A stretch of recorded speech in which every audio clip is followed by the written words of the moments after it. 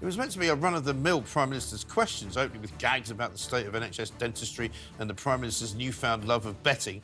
But Rishi Sunak upped the ante when he chose to make a trans joke in his defence, highlighting Starmer's penchant for serious public policy U-turns. Have a look. Defining a woman. Although in fairness, that was only 99% of a U-turn. The list goes on, but the theme is the same, Mr. Speaker. It's empty words, broken promises, and absolutely no plan. Keir Starmer.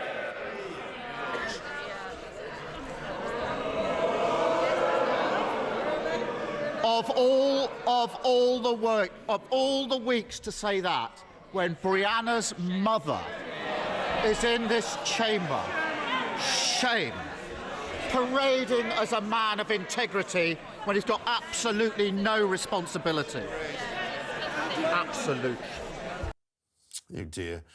Is this really an indefensible moment for the Prime Minister, or is all fair in love, war and politics? I'm now joined by my panel. Welcome to journalist Eve Torfick, columnist for Spiked Online, Ella Whelan, and the writer and commentator Candice Holdsworth. Very good evening to all of you. I mean, I've never seen, I don't think, Keir Starmer being quite so faux outraged as that, with this whole kind of, oh my God, you've just said the worst thing that anybody's ever said in the House of Commons in the whole history of the world. For shame. I mean, really? Was it that bad?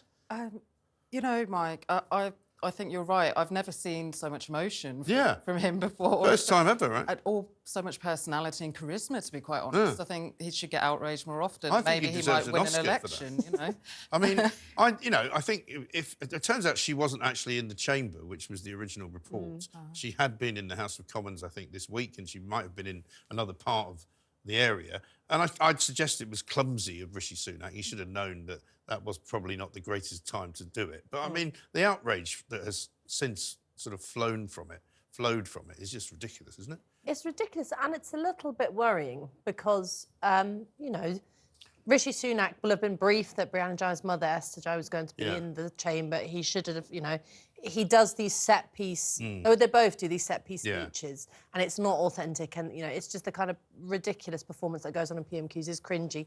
It was cringy, but we have to be able to talk about women, men, gender... and all the rest of it, just no matter who's in the chamber. Right. And that this is a serious political issue that is, one, a matter of several pieces of legislation at the moment, and at the heart of some quite serious political battles in the run-up to an election. We need to talk about this. If you look at social media tonight, it's basically full of people saying, how dare anyone ever speak about anything to do with trans or women's issues? And that I don't care about Rishi Sunak and Keir Starmer, going at it at PMQs. What I do care about is our ability to talk about this issue. Well, I was watching Piers Morgan just before the show, and his panel were having a debate about how dare you say that, all women have to, can't have a penis, and you're kind of going, well, are we living in the real world here? Is this a kind of denial of reality? And I think Keir Starmer, that is a point of weakness for him. I mean, that is something that he often doesn't want to be straight about. He's often changed.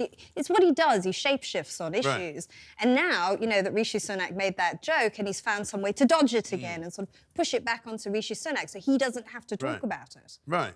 I mean, he doesn't say, well, actually, of course, 1% of women, do have a penis. He doesn't actually... There is no trans joke. I mean, we called it a trans joke. There was no trans joke, really. It was simply a statement of fact. And, in fact, Rishi Sunak, for quite a long time, until relatively recently, didn't know what a woman was either. Well, in fact, that was the one question you asked every MP, and they didn't know the answer. I feel this outrage, it's almost faux outrage. It is, and I think it's part of our societal fabric now. It's how people behave online, and next day there'll be a new moral outrage for everybody to get upset about. And I think the trans issue is a particularly provocative one, and I think that's one to get easily outraged by. And it shows you on the right side of the Liberal fence, as it were, which Keir Starmer wants. It suits his agenda. Well, Carol Vorderman's outdone herself this week because she was calling for Rishi to resign as a result of this trans joke today. Only yesterday she was calling for him to resign for making a bet with Piers Morgan. So she's asked for him to resign twice, and it's only Wednesday. I know. I mean, what are they doing? I mean, why are they getting so worked up about it all? There's an election coming. He's probably going to lose it. I can't wait for all these kind of, Labour-supporting celebrities to watch it all go horribly wrong under a different government. Well, this is the mess of the world of politics we're in, which is that, I mean, in relation to the sort of women's rights trans issue, nobody sitting in that chamber has a leg to stand on, because the Conservatives brought in the self-ID stuff and have made... They were the origins of pushing all of this under Theresa May and trying to undo the sort of nasty party image by using the trans issue. Labour Party has just been imbecilic by not being able to say what is fact, like the sky is blue and a woman is a woman. But so it's like, I feel like a plague on all their houses. And I think we shouldn't underestimate what that sort of, not the trans issue, but the issue of politicians being incapable of telling the truth and speaking plainly. Right. I think that is going to be a deciding factor for people whenever we get this election. Well, I think that's the thing. And I mean, we're now being told, This year. we reported it last night, that it might be October rather than November. Which is nearer, I suppose, putting us out of our misery 1 month earlier than we would have been put out of our misery. But yeah, I mean, I absolutely agree, because we had, I think it was last week, we had 2 different instances of politicians being unable to actually say what was going on. We had James Cleverly in front of a Home Affairs Select Committee saying that the backlog wasn't really a backlog, it was more of a queue. And you're kind of going, sorry, what are we in some kind of Monty Python world here, where we're just making up words and giving them to a piece of a sentence? It's ridiculous. Well, our government does feel fairly farcical. It does feel like we're watching the worst carry-on film. Yeah.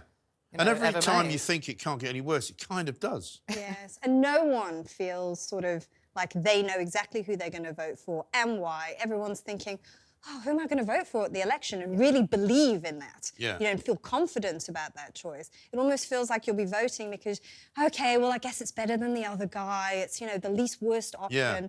No one feels properly represented now, I don't think. I don't think